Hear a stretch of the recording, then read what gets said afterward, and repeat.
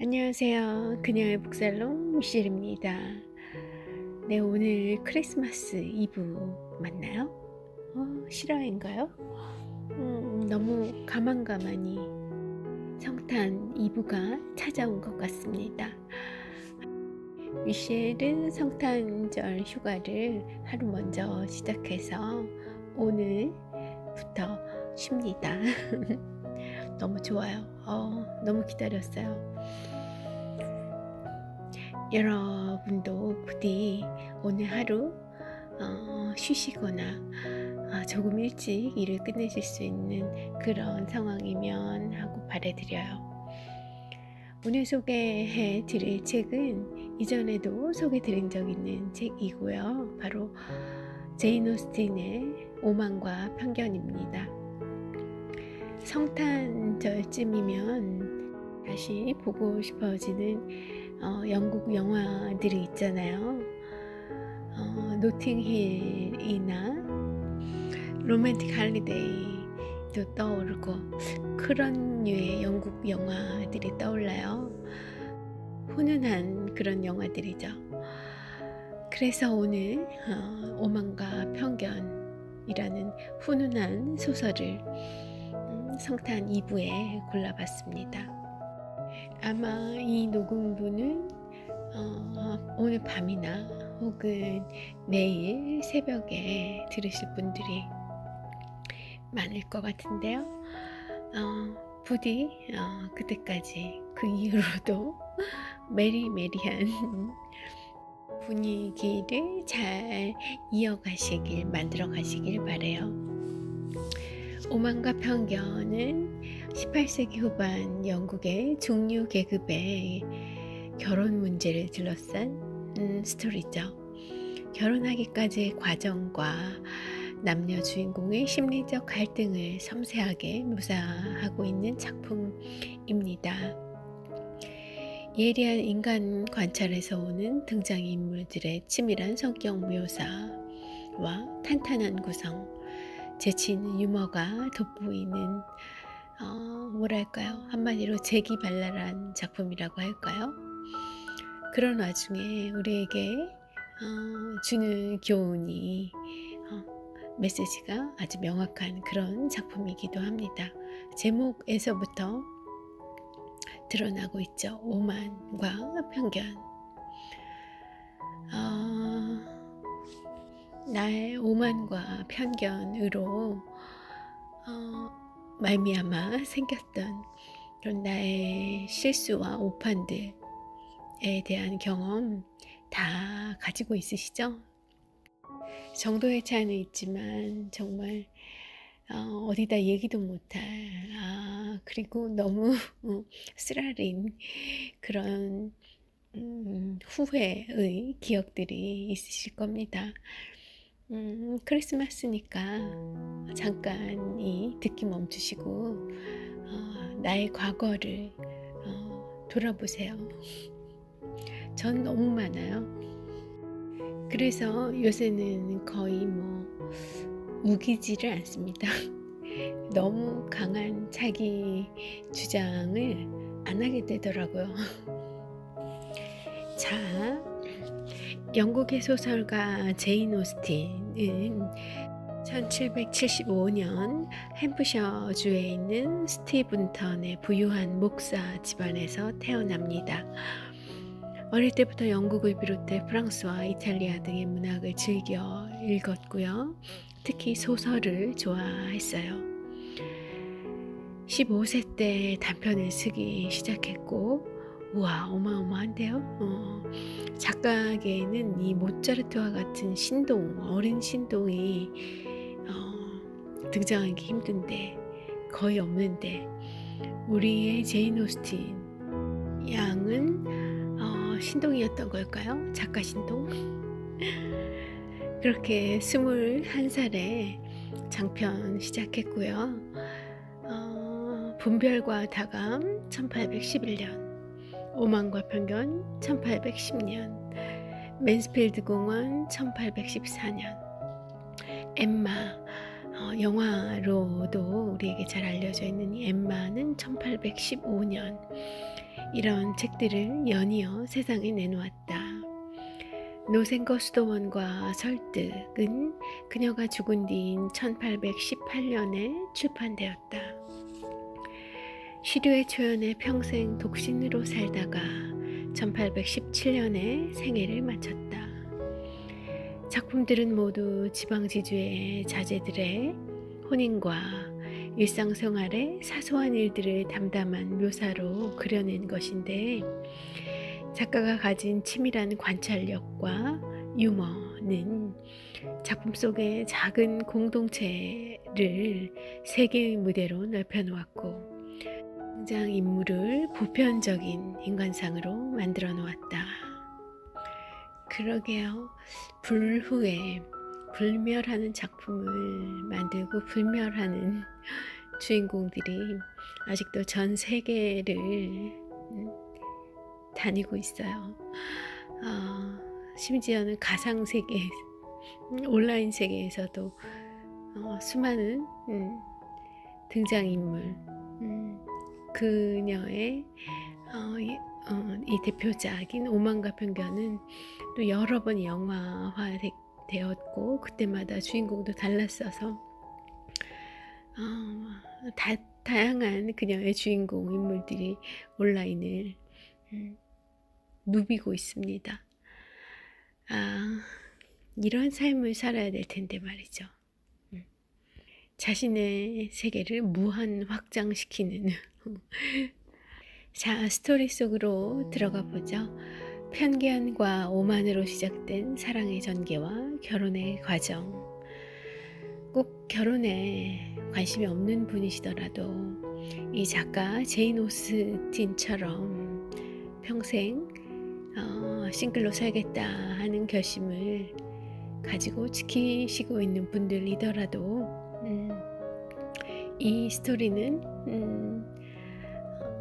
들어보실만 할 겁니다. 결혼이 주가 아니라 편견과 오만, 그런 우리들의 관계, 나의 판단이라는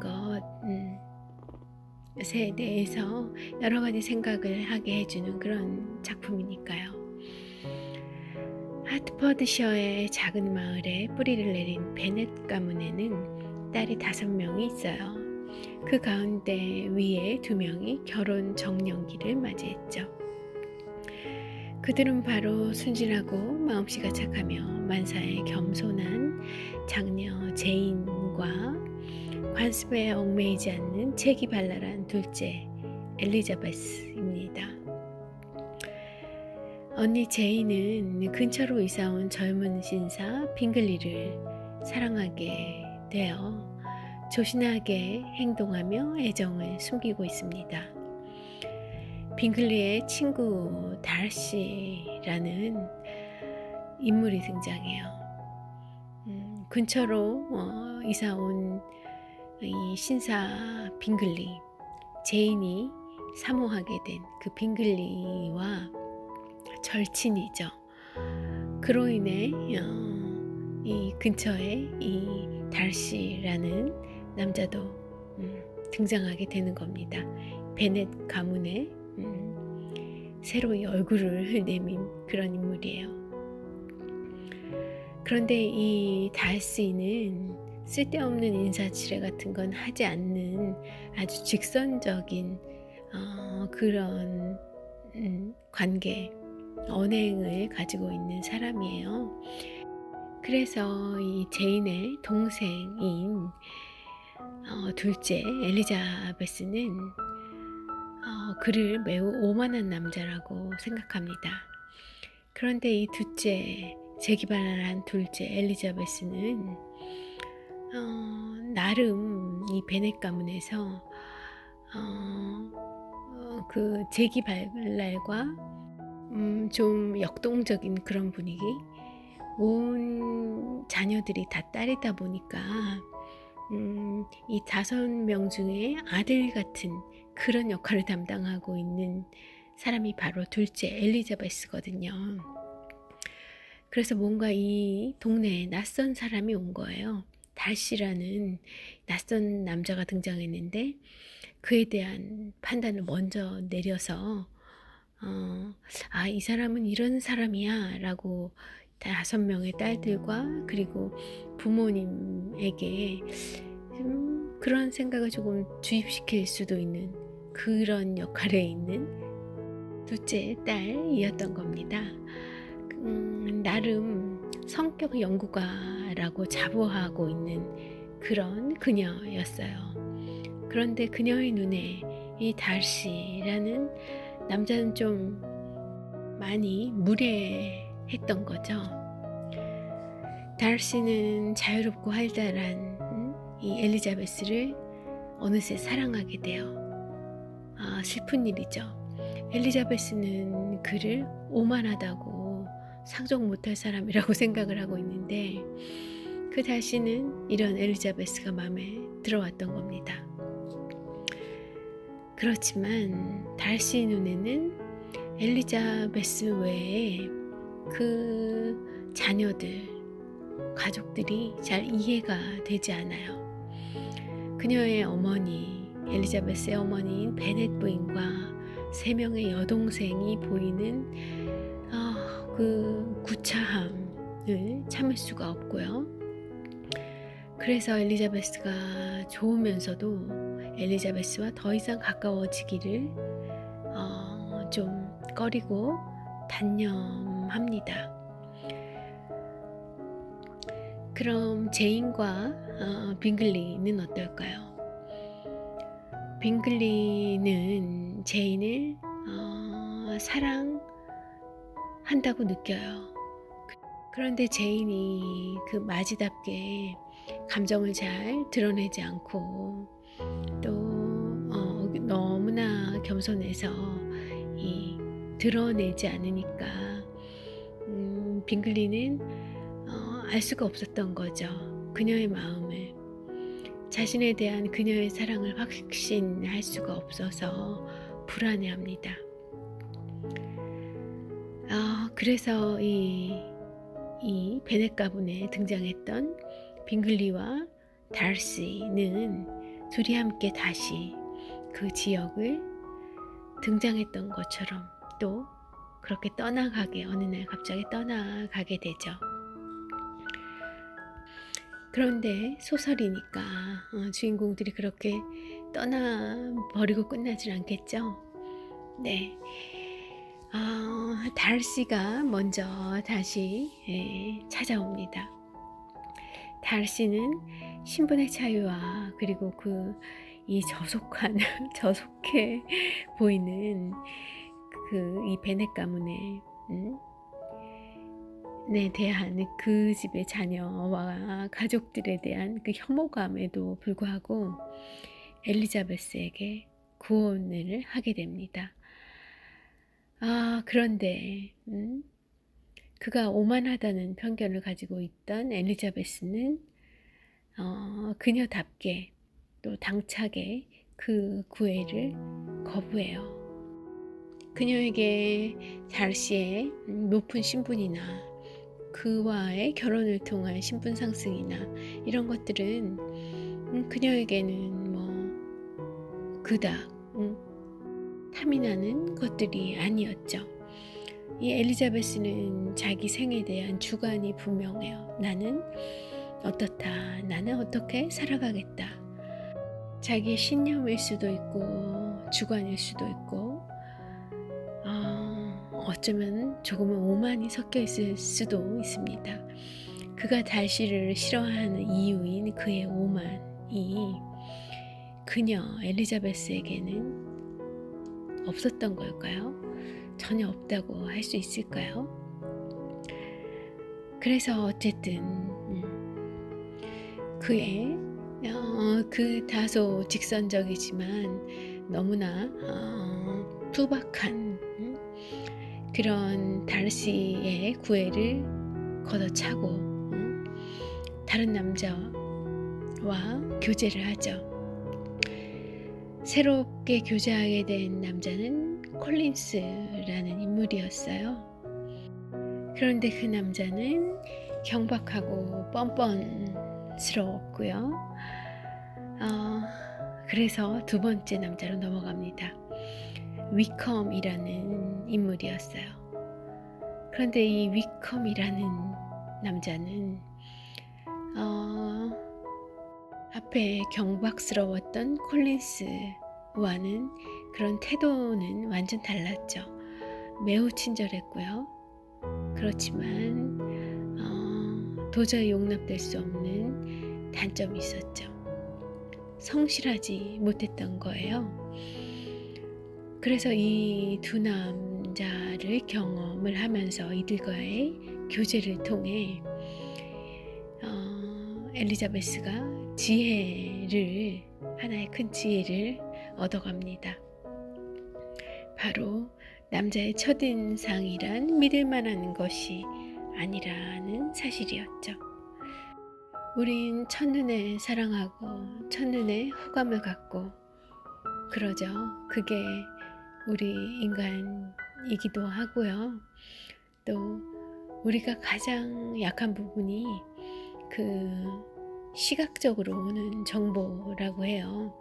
그게 꼭 그 사람의 외모, 차림새뿐만이 아니라 그가 한 어떤 행동, 그리고 손으로 하는 모션, 걷는 걸음걸이, 밥을 먹는 모습, 그렇게 내 시야로 들어오는 그런 모든 정보들에 인간이 반응할 수밖에 없는 것이 인간의 구조라고 합니다.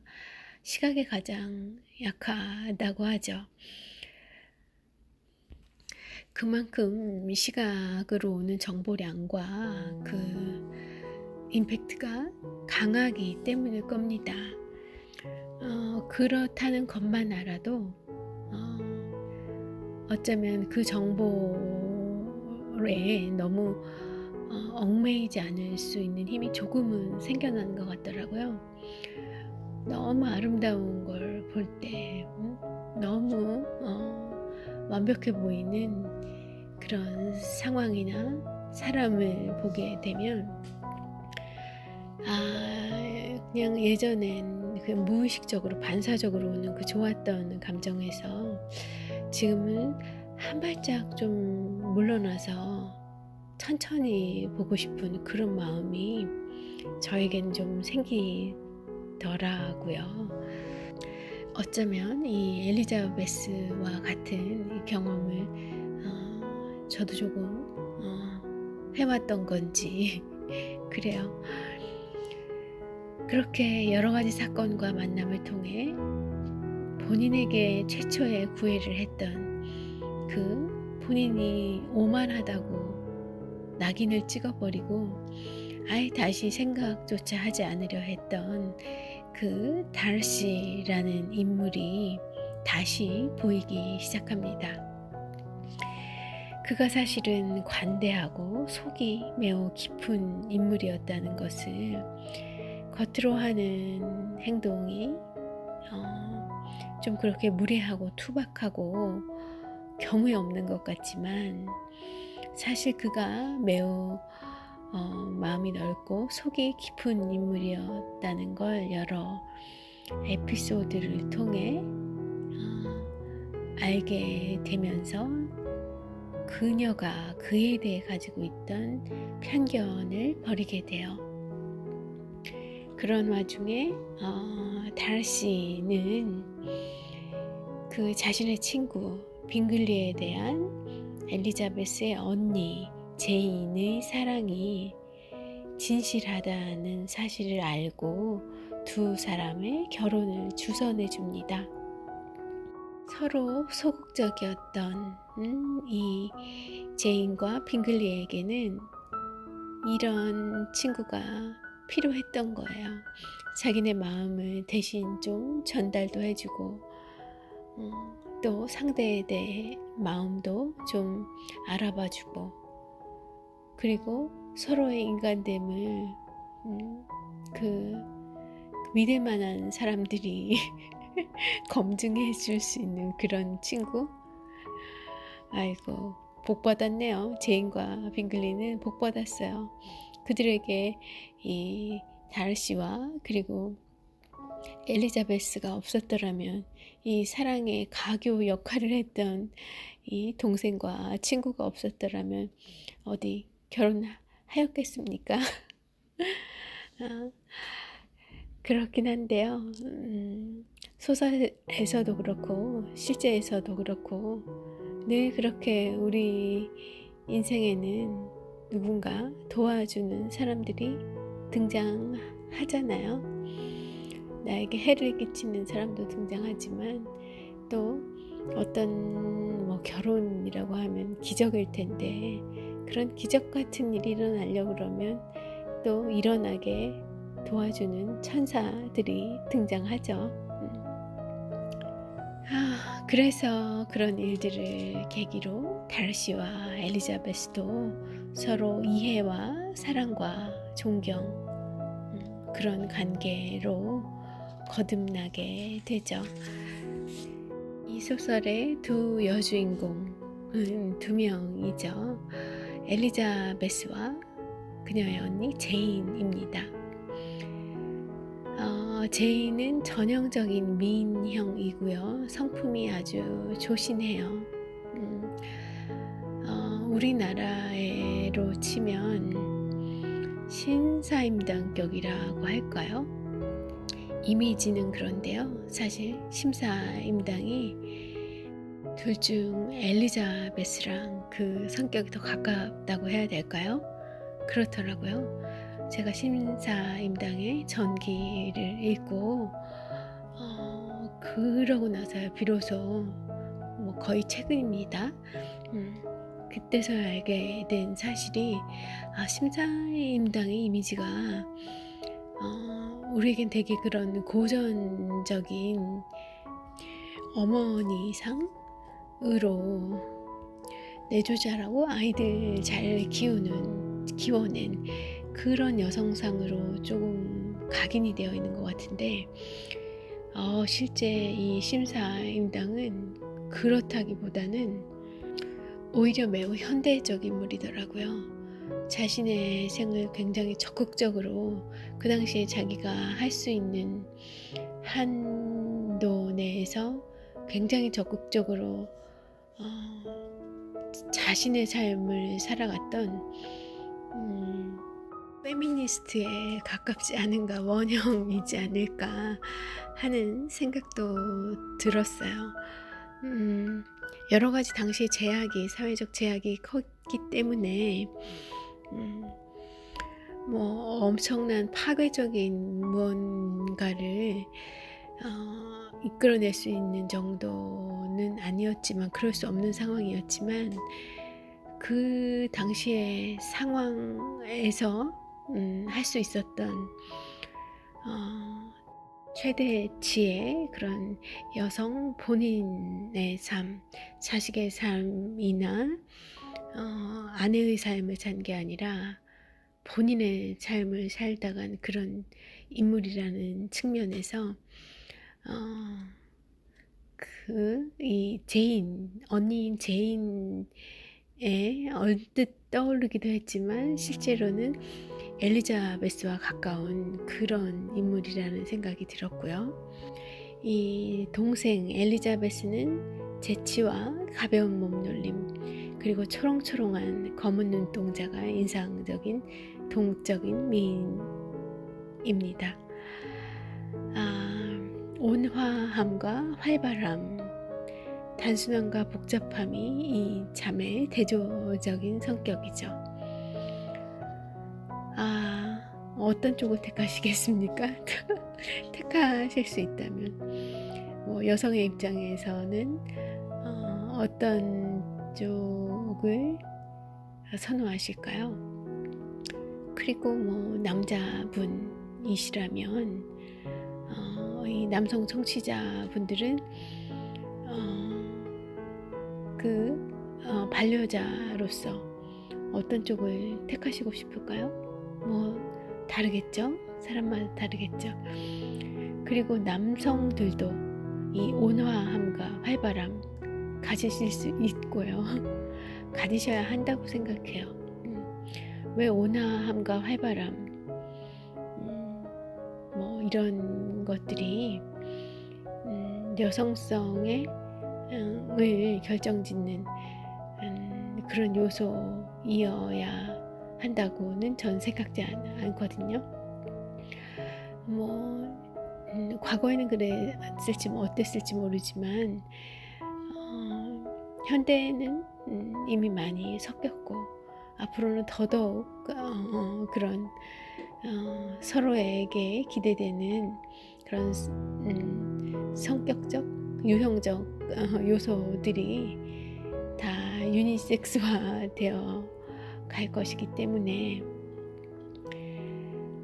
본인 하면 스스로 어떤 단어가 떠오르는지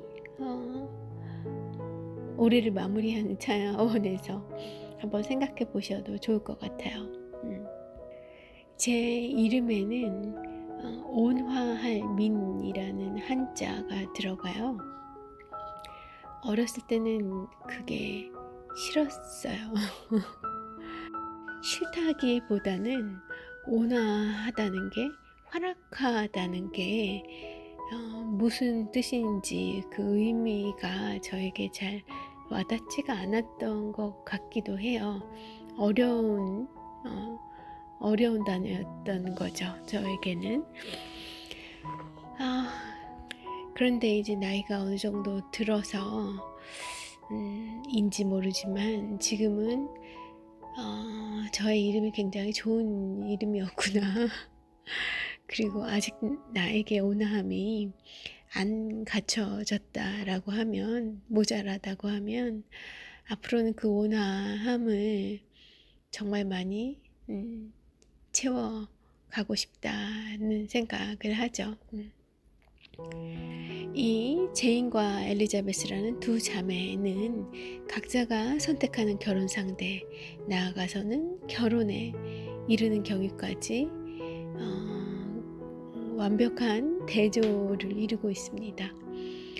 온화한 신사인 빙글리와 제인의 사랑은 도중에 중단되는 일이 있었지만 직선적으로 발전했고요. 뭐 도중에 빙글리가 그리고 제인이 다른 사람을 만난다던가 다른 사람과의 또 스토리가 끼어든다던가 이런 일이 없었어요. 그런 의미에서 직선적으로 발전했다고 본다면, 이에 비해서 달시와 엘리자베스의 결혼은 파란만장하달까요? 좀 가장하면요, 우여곡절을 거친 뒤에야 비로소 이루어집니다. 서로 굉장히 본인들의 인격이 훌륭하다고 믿고, 그리고 자기의 관점과 판단에 대한 확신들이 매우 강했던 두 인물이었어요. 그래서 세상의 모든 것들, 모든 관계와 만나는 사람들에 대해서 스스로 판정을 내리죠. 이 사람은 이래, 저 사람은 이래, 이런 상황은 이런 거야, 저런 거야 라고 판정을 내려요. 마치 판사처럼, 하느님처럼.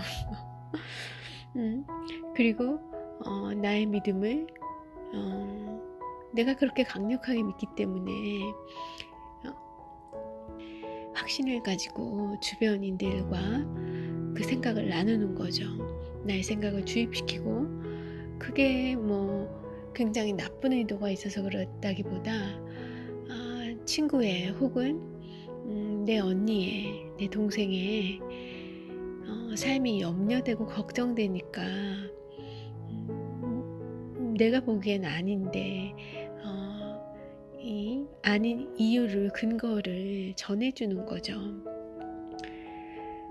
나의 판단과 생각은 늘 맞아왔고, 나의 정보는 늘 맞아왔고, 그런 제반 것들에 기반하면 이 사람과의 결혼은 분명 어떨 것이고, 뭐 이런 식으로 저 사람과의 관계는 끊어야 되고, 뭐 이런 식의 확신과 정보에 기반한 그런 판단들을 주입시켜 온 건데요. 그 의도, 그 마음은 좋은 것에 있었으니까 뭐 그 행동을, 그 생각을 비난할 수는 없을 것 같아요. 그 판단을. 듣는 사람이 이제 잘 가려야죠. 나에게 도움이 되라고, 나를 사랑해서 나에게 유익함을 주기 위해서 그런다 할지라도 그 판단이나 그리고 그 판단의 근거가 된 정보들이 인간이기 때문에, 그리고 어떤 한계들 때문에 반드시 옳지는 않을 수 있다는 거를 자기 중심을 갖고 판단을 해 가야 되는 거죠. 그래서 소설 속에서는 언니의 결혼, 제인의 결혼은 직감에 의해 이루어진 경우라고 볼 수 있고요. 이미지와는 조금 다른 그런 느낌도 듭니다만, 그런데 엘리자베스와 달시의 결혼은 자기와 타인에 대한 이해를 바탕으로 이루어진 그런 경우입니다. 번쩍이던 직감에 의해서 결혼이 이루어진 것이 아니라 긴 시간을 갖고 상대에 대한 탐색과 그런 경험을 통해 충분한 확신을 갖고 이루어진 결혼인 거죠. 그렇지만 뭐 직감에 의해서 이루어진 그 언니 제인과 빙글리의 결혼도 충분한 이해를 바탕으로, 시간을 바탕으로 한 이 엘리자베스와 달시의 결혼만큼 안정적이었을 것 같은 그런 느낌이 들어요. 뭐 소설에 이들이 생을 어떻게 마감하더라라는 그 이후의 이야기까지는 나와 있지 않고, 나왔더라도 소설이긴 하겠지만 우리의 경험상 보면 그런 직감과 이성이 우리들 한 인간에게, 그리고 인간들 사이에 그 두 가지가 다 균형을 이루고 있음을, 꼭 무엇만 옳다 할 수 없다는 거를 알아가게 되죠. 이 작가 제인 오스틴의 이런 작품들 여러 있었어요. 앞서 소개해드린 것처럼 그 작품들이 거의 대부분 가족이나 하인들, 그 외에도 모든 다른 집안 사람들까지 출입하는, 왔다 갔다 하는 거실에서 쓰여졌다고 합니다. 이 대작가, 대여류 작가 제인 오스틴도 당시의 대부분의 여성들과 마찬가지로 버지니아 울프가 이야기했던 혼자만의 방을 가지고 있지 않던 그런 여성이었던 거죠. 그런 사회였던 겁니다. 그런 사회에서도 이런 작품들을 남겨줬다는 건 너무 감사한 일이에요. 그죠? 오늘 크리스마스 이브고 내일 성탄절이라 감성과 이성이 오고 가는, 교차하는 그런 주말을 보내실 것 같아요. 홀로 있더라도 너무 외롭다 생각하시지 마시고 나의 이성을 발동시켜서 감성과 적절히 데리고 노시면서 좋은 시간 보내시길 바랄게요. 이 시기를 견뎌내는데 안정감을 유지하는데 독서만큼 좋은 취미 활동은 없는 것 같다는 생각이 드는 요즘이에요. 함께 해주셔서 감사하고요. 행복한 성탄 맞으시길 바랍니다. 미셸이었어요.